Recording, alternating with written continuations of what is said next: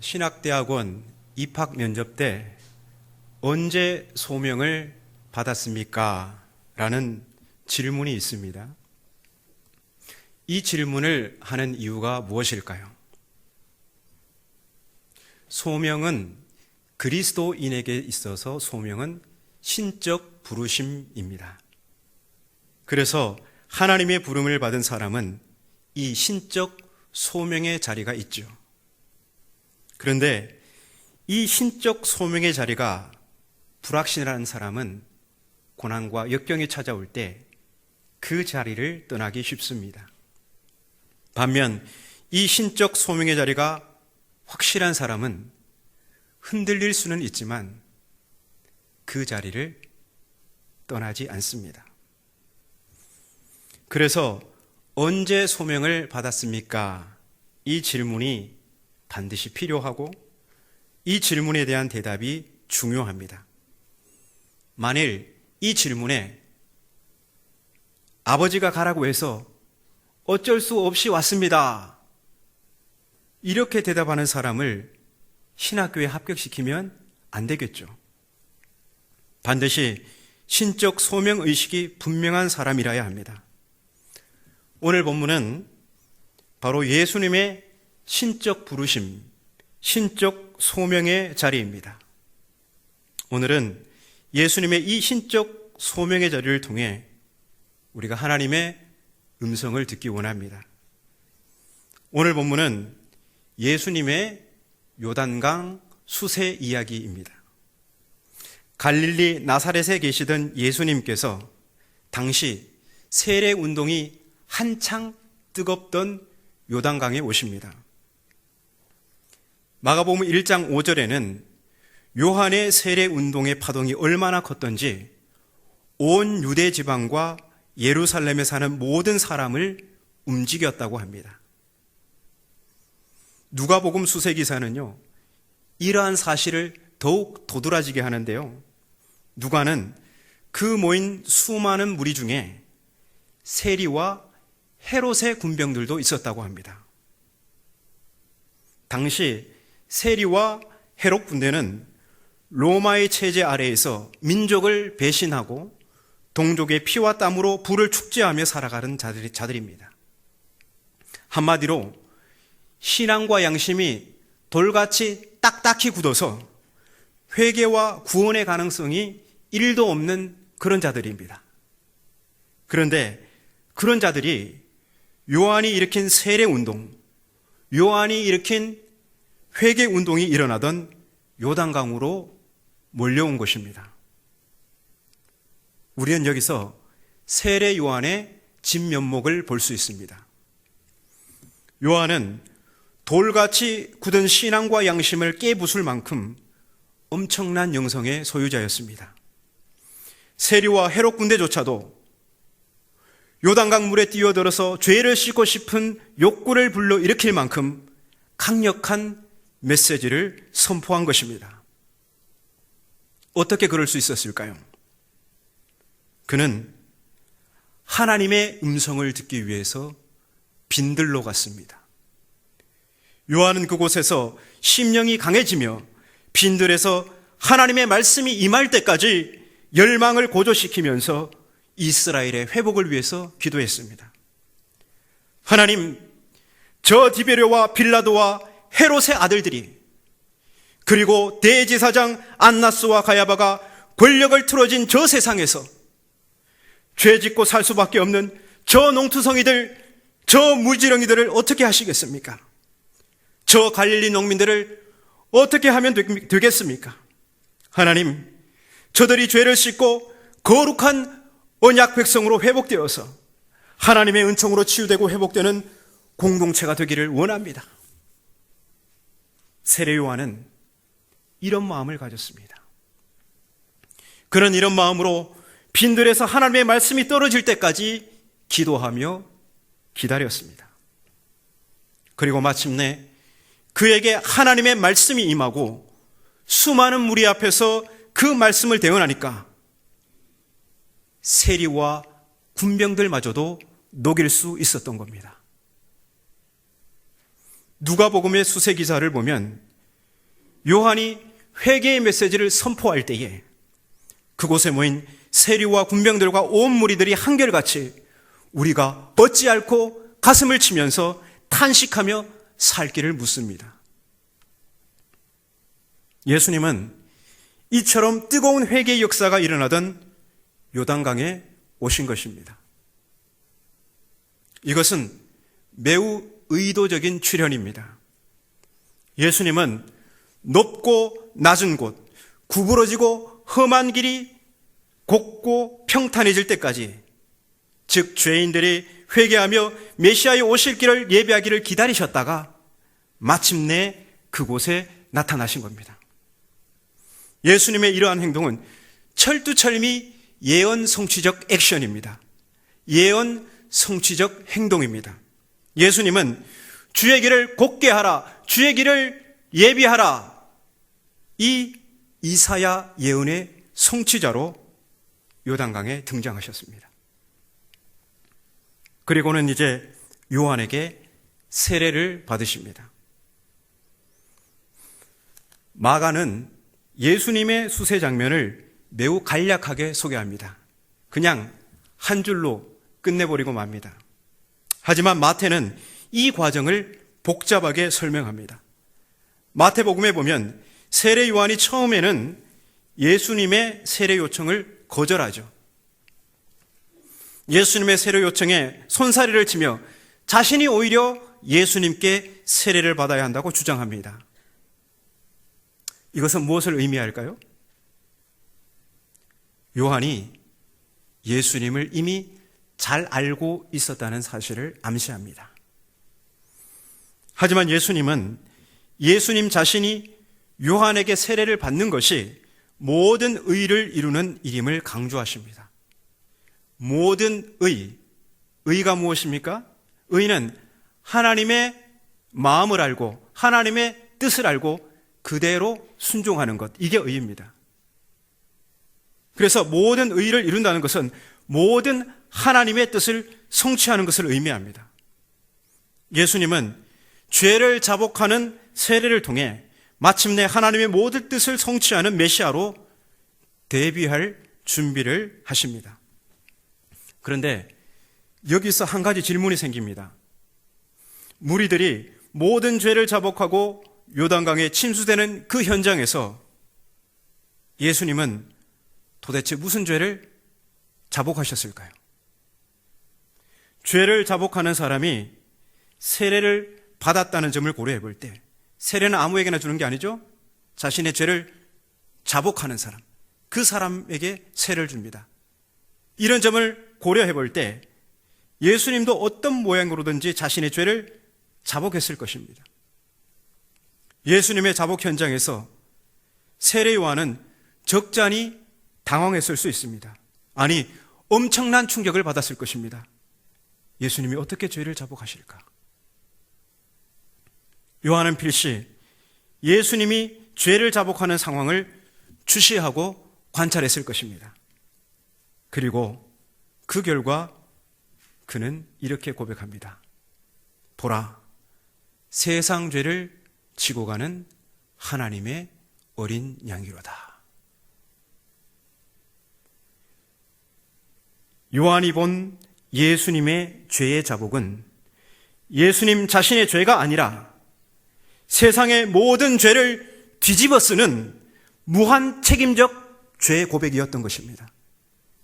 다시 말해서 세상의 모든 죄를 짊어지시고 골고다로 향하는 대속적 죄 고백 말입니다.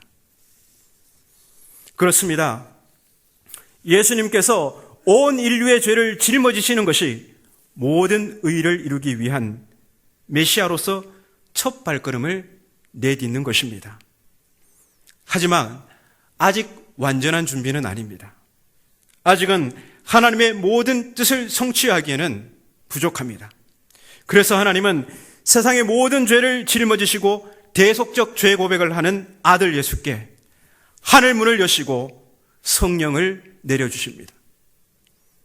여러분, 하늘이 열리고 성령이 내려오신다는 이 말은 구약의 마지막 예언자, 그 말라기 이후에 사라졌던 영, 예언자를 격동시켜 예언자를 연쇄적으로 불러일으켰던 그 영이 다시 내려오시는 것을 말합니다. 말라기 이후에 이스라엘을 떠나 하늘 저편으로 철수했던 그 하나님의 영이 다시 하늘이 열려서 이스라엘의 예언자적 인물들을 격동시키기 위해서 내려오신다는 것입니다. 바로 그 영이 예수님께 내려오신 것입니다. 그래서 하늘이 열리고 성령이 비둘기같이 그분에게 내려왔다는 말은 바로 예수님이 말라기 이후 이스라엘 구원사에서 단절되었던 예언자 전통을 회복시키는 분이 되셨다는 것을 의미합니다. 그리고 바로 예수님이 하나님의 모든 의를 성취하시는 분으로 공식 선언되셨다는 것을 뜻합니다. 하늘로부터 들려오는 음성이, 소리가 그것을 증명하죠. 너는 내 사랑하는 아들이다. 내가 너를 기뻐하노라. 너는 내 사랑하는 아들이라. 내가 너를 기뻐하노라. 이 하늘의 음성은 예수님을 하나님의 모든 뜻을 성취하실 메시아로 공표하는 임직 선포입니다. 그래서 예수께서 요한으로부터 세례받는 이 요단강 수세 사건은 나사렛 예수께서 신적 소명을 받는 순간입니다.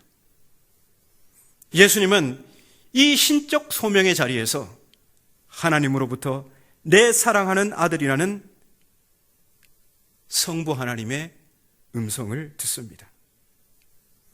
근데 여러분은 하나님의 아들이다, 너는 내 아들이다, 이런 말씀을 들으면 어떤 기분이 듭니까? 뭔가 내적 친밀함, 뭔가 혈연관계, 이런 느낌이 들잖아요. 근데 여러분, 예수께서 세례받으실 때 들은 하나님의 아들이라는 칭호는 왕적 지위를 가리키는 표현입니다.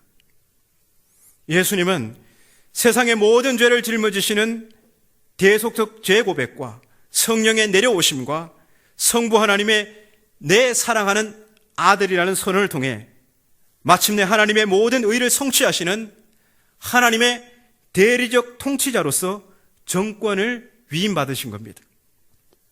마침내 예수님은 온 땅의 왕으로 데뷔하셨습니다. 그런데 여기서 왕은 이중적 정체성을 가지고 있습니다. 하나는 이스라엘이 애타게 기다린 다윗과 같은 이상왕이고, 다른 하나는 고난받는 종, 즉 종의 도를 실천하는 모습으로서의 왕입니다. 이스라엘은 어떤 왕을 기다렸을까요? 로마 제국을 무력으로 제압할 수 있는 다윗과 같은 강력한 군주이죠. 로마의 압제 아래에서 이스라엘이 당하는 수치와 모욕을 당장에 가시적으로 해결할 수 있는 카리스마적 왕입니다. 분명 예수님께는 이런 능력, 이런 권능이 있으십니다.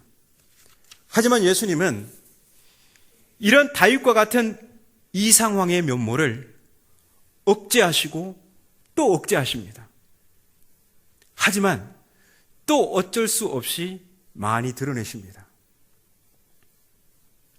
이스라엘이 기다린 예수님의 왕적 면모가 잘 드러나는 부분은 마가복음 6장에 나오는 오병이어 기적과 8장에 나오는 칠병이어 기적입니다. 예수님은 목자 없는 양같이 굶주려 기진한 무리들을 불쌍히 보시고 오병이어, 칠병이어 기적으로 그들을 먹이십니다. 이건 예수님도 도저히 숨길 수 없는 왕적 면모입니다. 사실 예수님은 자꾸 이렇게 하시면 안 됩니다. 왜냐하면 예수님께서 이렇게 자꾸 먹이시니까 무리들이 그를 억지로 임금 삼으려고 하기 때문이죠. 이렇게 예수님을 왕으로 추대하니까 예수님은 무리를 피해서 자신을 숨기십니다. 이처럼 하나님의 아들이신 예수님은 동정심과 자비심으로 가득 찬 성군으로서의 위엄을 과시하면서도 한편으로는 무리들이 왕으로 삼으려고 할 때는 숨으시고 회피하십니다. 그런데 예수님께서 이렇게 이스라엘이 기다린 이상왕으로서의 왕적 면모를 드러낸 것이 결국에는 종의 도를 실천하는 왕의 길을 걷게 하는 원인이 됩니다. 왜 그렇습니까?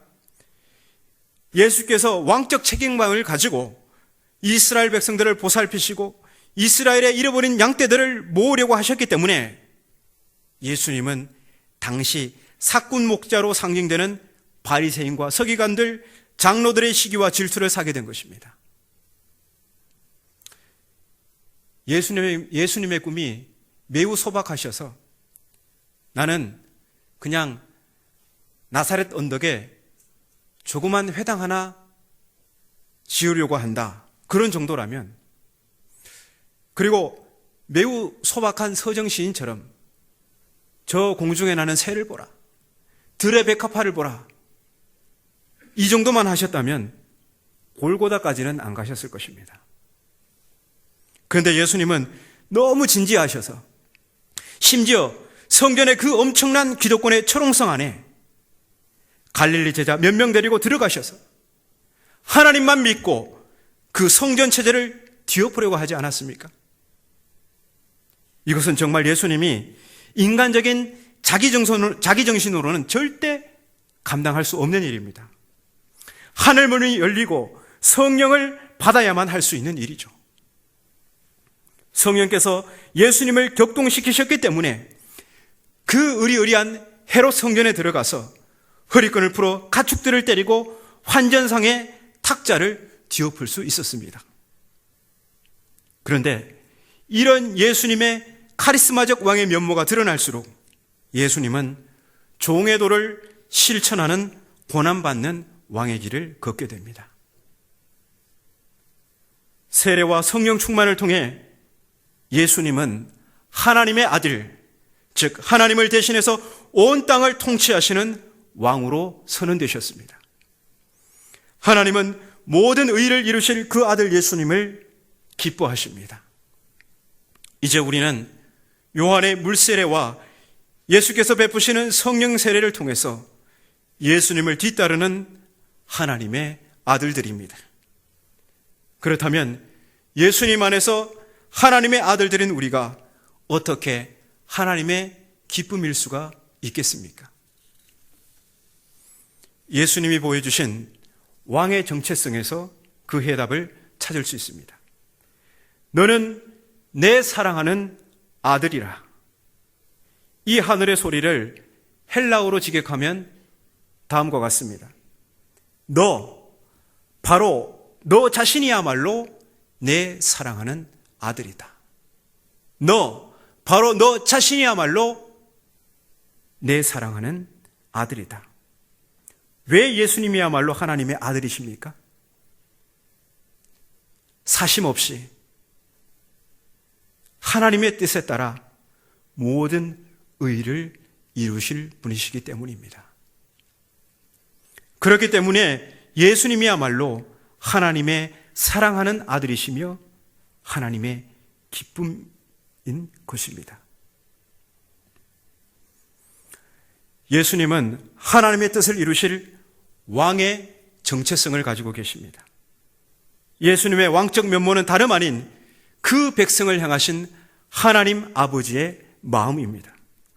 병든 자를 치유하시고 억눌린 자, 귀신 들린 자를 그 결박으로부터 해방하시며 심지어 로마의 폭력적 정치체제와 유대의 타락한 종교체제 아래에서 어쩔 수 없이 죄 짓고 살 수밖에 없는 세리와 창녀들, 군병들과 같은 죄인마저도 용납하신 예수님의 행동은 다름 아닌 하나님 아버지의 마음입니다. 예수님의 이러한 왕적 면모는 당시 정치, 종교, 기득권 세력들에게는 체제 위협적인 도발이 아닐 수 없었습니다. 그래서 예수님은 그들의 시기와 질투심을 사시고 결국 십자가를 지시고 고난받는 종으로서 자기 목숨을 많은 사람들을 위한 대속물로 줌으로써 사람들의 마음을 지배하고 다스리는 그런 왕이 되셨습니다. 그러므로 예수님을 따라 좁은 길을 걸어가는 성도가 하나님의 사랑하는 아들이고 하나님의 기쁨인 것입니다.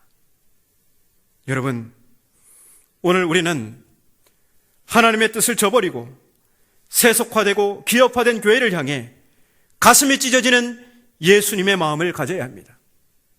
예수님은 더 이상 제 역할을 하지 못하고 탐욕의 온상이 된 그 의리의리한 헤롯 성전을 뒤엎으셨습니다.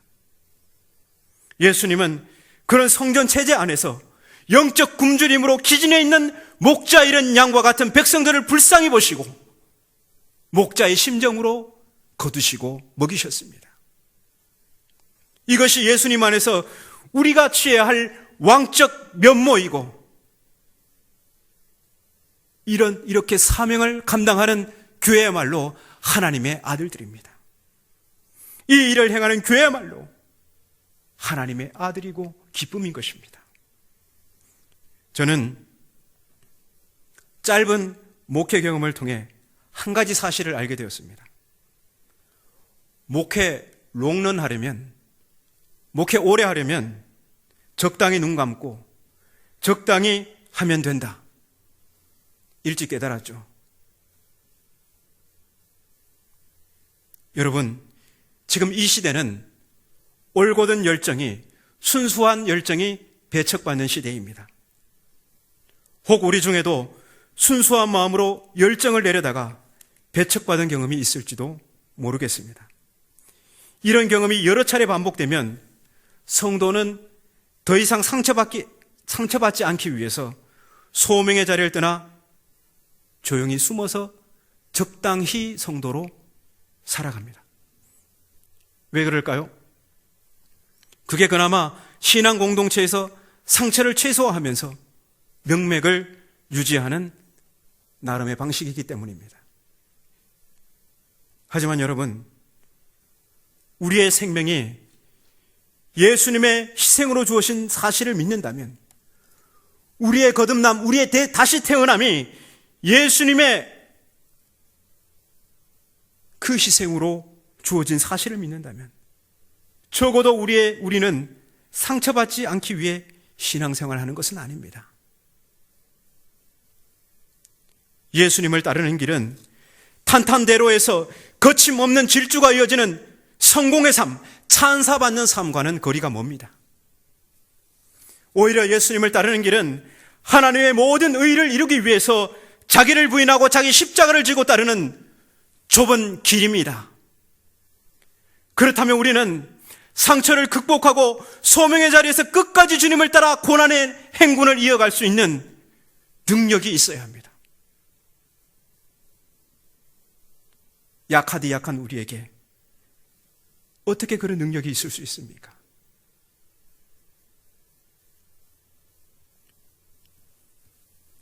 우리의 소명이 깊은 상처와 회의에 빠지고 대적자들의 무차별적 공격에 직면할 때 우리는 우리가 호소할 소명의 자리, 신적인 소명감이 확정된 그 자리로 돌아가야 합니다. 예수님께는 그 신적인 소명감이 확정된 자리가 요단강 세례였습니다. 예수님은 세례 때 너는 내 사랑하는 아들이다, 내가 너를 기뻐한다는 하나님의 음성을 듣고 마침내 소명의 자리에서 공생애를 시작하십니다. 그리고 이제 대적자들의 무차별적 공격이 예고된 예루살렘을 향한 고난의 행군 앞에서 예수께서 높은 산에 올라 영광스럽게 변모되셨을 때 구름 속으로부터 들려오는 음성을 듣습니다. 이는 내 사랑하는 아들이다. 예수님은 메시아의 궁극적 사역, 고난과 죽음의 길 앞에서 다시금 소명의 자리에서 들었던 성부 하나님의 음성을 듣고 예루살렘 길에 오르십니다. 이 신적 소명이 확정된 자리, 즉 세례의 자리는 우리는 서로 제각각 다를 수 있습니다. 누군가에게는 기도의 골방일 수도 있고 어느 해 여름 수련회일 수도 있으며 평범한 예배 시간일 수도 있습니다. 이 신적 소명의 자리가 있어야 우리는 깊은 신앙의 회의와 대적자들의 공격에도 불구하고 하나님의 모든 뜻을 이루기 위해 당당히 십자가의 길을 걸을 수 있습니다. 오늘 예배하는 우리 중에는 신앙의 극심한 회의와 무력감 가운데 그 소명의 자리를 떠나 있는 분이 계실지도 모릅니다. 하지만 분명 하나님께서 너는 내 사랑하는 아들이다, 내가 너를 기뻐한다, 그렇게 말씀해 주셨던 그 신적 소명의 자리가 있습니다. 그렇다면 이제 떨쳐 있느라 그 신적 소명의 자리로 돌아가십시오. 그리고 거기서 죄를 잡아가시고 하나님께로 삶을 돌이키십시오. 그러면 우리 하나님께서 하늘 문을 여시고 하늘을 가르시고 하늘을 찢으시고 성령을 내려주실 것입니다. 그리고 너는 내 사랑하는 아들이다, 내가 너를 기뻐한다 말씀해 주실 것입니다. 그럴 때 우리는 상처받지 않기 위해 소명의 자리를 떠나 자기를 은폐시킨 소극적 신앙에서 당당히 소명의 자리로 돌아와 하나님의 모든 뜻을 이루기 위해서 예수님을 따라 끝까지 십자가의 길을 걸을 수 있습니다. 2021년 이 사순절기에 우리 모두가 소명의 자리로 돌아가 너는 내 사랑하는 아들이다, 내가 너를 기뻐한다는 하나님의 음성을 듣기 바랍니다.